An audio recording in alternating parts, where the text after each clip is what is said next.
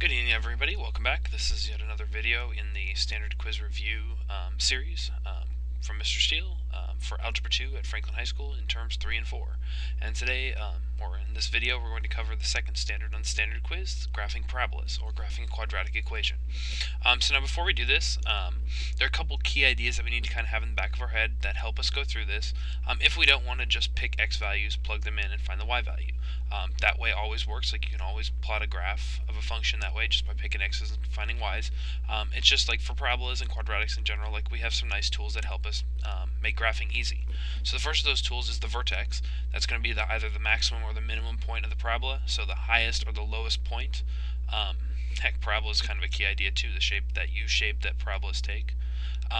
Second is going to be symmetry, because if we can find one point on one side of the axis of symmetry, which is part of the vertex, we can actually use that to find another point so that we don't have to do as much work when we're coming and choosing points. And then finally, intercepts, specifically the x and y intercepts, where the graph's going to cross the x-axis and the y-axis. If our graph is really nice, we may be able to find one or both of those pieces of information really easily, in which case we'll have some really nice important points to actually plot on our graph. So for now, in this video, I'm going to go through two separate pieces. First, I'm going to go through graphing a parabola like this, written in what's called standard form, and then I'm going to graph a parabola written in vertex form, just because those are probably the two most common ways. And maybe if I have time, I'll explain what the third way, how you could just kind of turn it into an equation in standard form. Okay, so let's go ahead and begin. So in this video, as I said a second ago, this is a parabola in standard form. And my pen seems to be malfunctioning a little bit, so just keep that in mind. If it doesn't write, I'll try to correct it and catch myself. But again, this is a parabola in standard form. And when we have standard form, we have to adhere to a specific strategy for finding the vertex, which is going to be where I always start my drawing. So to find the vertex in standard form, basically, I'm going to use... That's a worse R than it was before, sorry. So to find my vertex, I am going to use the fact that x equals negative b over 2a. When you get to calculus, you'll actually understand a way that you could derive this from a standard quadratic equation, but in fact it's a formula that lets us kind of zero in on that high or low point, that max or min point for the parabola. So first, let's just do this without any regards for the actual shape of the parabola. So in this case, I'm looking at my equation. I can't see a, but a would be right there. A is 1. B, right there, is negative 4, and C is positive 1. So now when I go through and plug them in, let's just plug it directly in, because this is going to give us the x-coordinate of our vertex as well as the axis of symmetry. So x equals negative b, so negative 4, all divided by 2 times 1. It's going to be positive 4 over 2, or 2. So our vertex is going to be at the point 2 comma something. Like, we've now found the x-coordinate of the vertex. Now the problem is, well, that's great. While we do now know that our vertex has an axis of symmetry at x equals 2, that doesn't actually help us. That doesn't give us the whole parabola. It doesn't even give us a point. We need to know where on this axis of symmetry does that vertex fall. So to do that, we just take that x value and plug it back into the equation. So we had y equals x squared minus 4x plus 1. So y equals x squared, replacing it with that coordinate, minus 4x plus 1, and simplifying, hoping I don't make any mistakes here, 4 minus 8 plus 1. 4 minus 8 is negative 4, plus 1 is negative 3. So my vertex is, barring some sort of mistake, at the point 2 comma negative 3. And so I'll go ahead and plot it here. I'll make the dot nice and big so we can really see it. So there's our first point. We've got 1 point on our parabola. So that's a good start. So it's like kind of a vertex. Check. We got that. We got the most important point.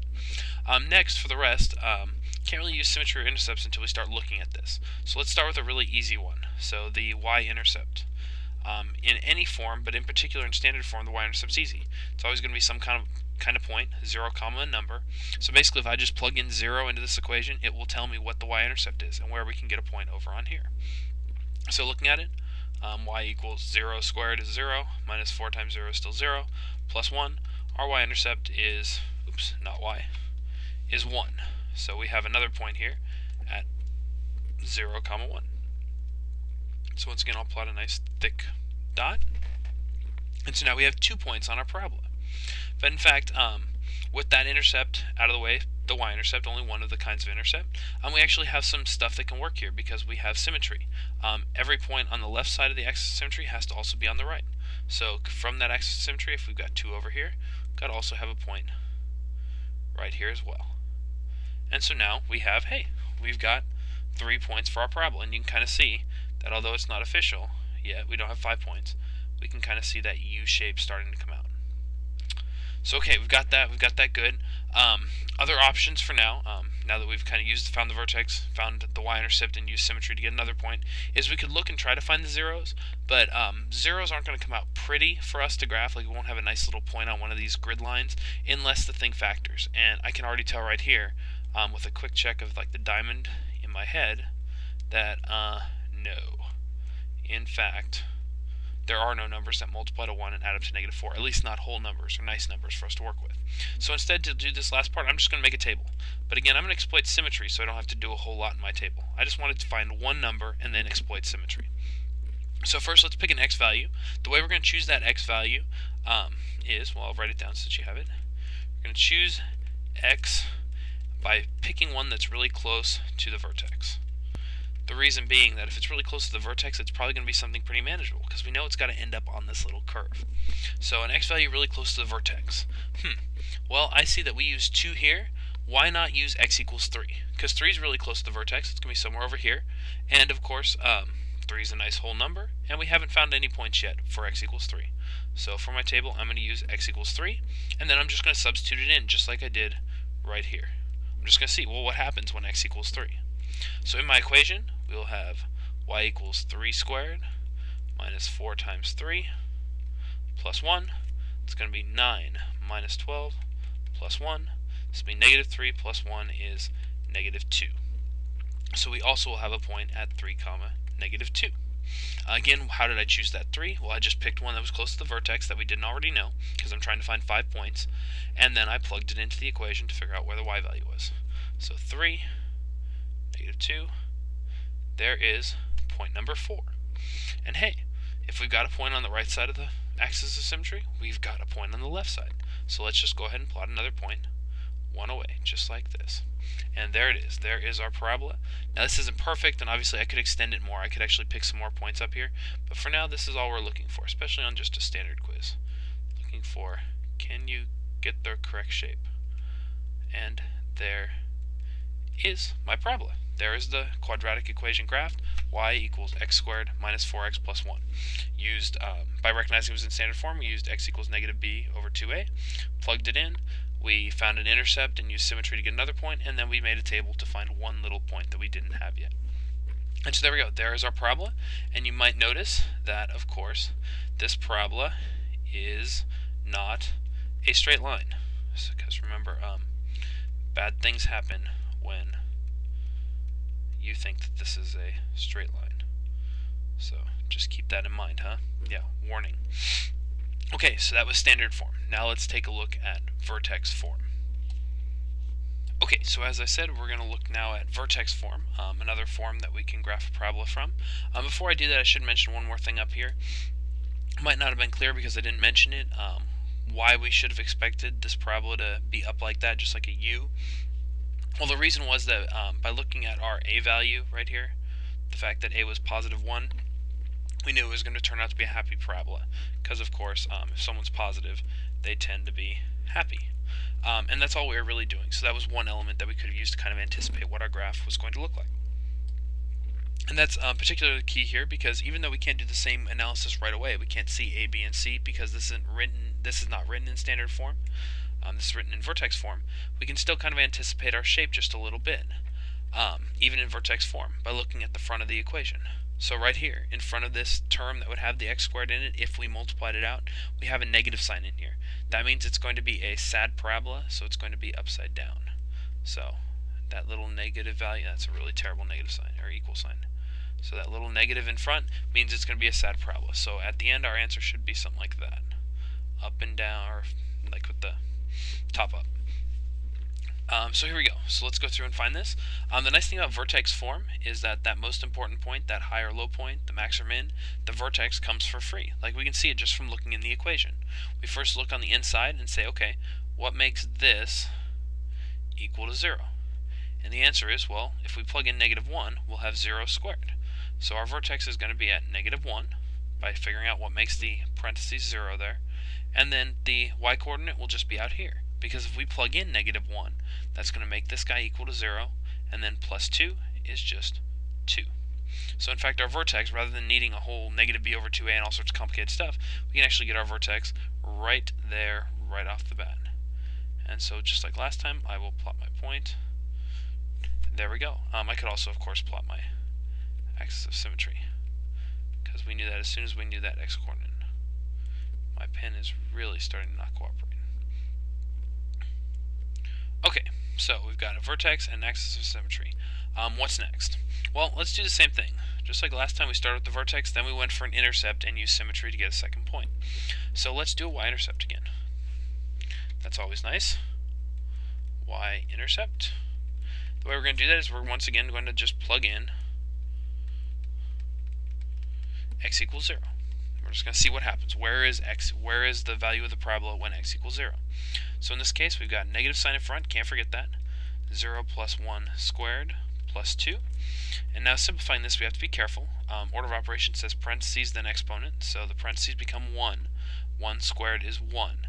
Then we've got negative times positive 1 is -1 plus 2 is going to equal 1. So we are going to have a y-intercept right there at 0, 1. And so yay, we got another point. Well, as soon as we have this point, once again, symmetry says that the parabola's got to be symmetrical, so right on the other side of the axis of symmetry, got to have the same point. I know it's a little weird looking because I'm not very good at drawing circles on here, but there we go. We've now got 3 points. Like, that's a really good start. We're getting close. But of course, we want 5 points. And although it might not be readily obvious, like, we're not going to get really nice ones out here if we try to find the zeros. Not for this particular equation. So instead, what I'm going to do is I'm going to do the same thing as before. I mean, when in doubt, like, we can always just plug in x values. So let's do that. Let's make a table to find one more x value, find the corresponding y value from the equation, and then go over here, plot it, and use symmetry to find the rest. So here, once again, we want to use points close to the vertex. Just as I said before, x close to vertex. But of course, we can't just use the one that's 1 away. We can't use 0 or -2 because we already used those. So we've got to pick another number. I would say our best bet would probably be either -3 or 1. And just because I like positive numbers, I'm going to use positive 1. So where is the parabola when x equals 1?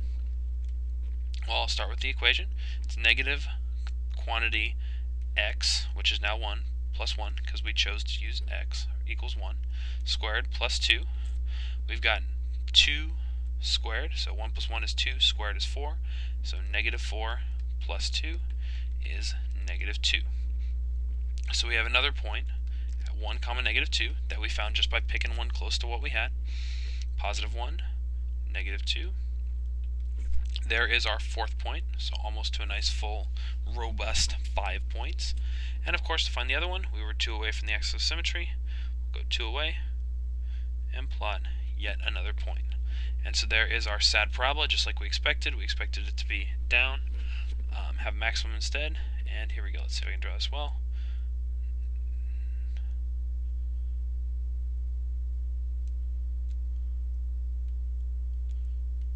And there we go. There is our sad parabola. That is y equals negative x plus 1 squared plus 2. And so we have done our job. So okay, there we go. Like, those are kind of the two versions of graphing parabolas. The one thing that I didn't really maybe touch on is there is a third form that I might just kind of throw out there. It's like, what do I do if I get something that looks, I don't know, like this third form, called the intercept form. Or factored form. There are a lot of different ones. I like intercept form. Well, the truth is, if you see an equation like this, you can just do a little bit of simple algebra to get it in standard form, and then use -b over 2a.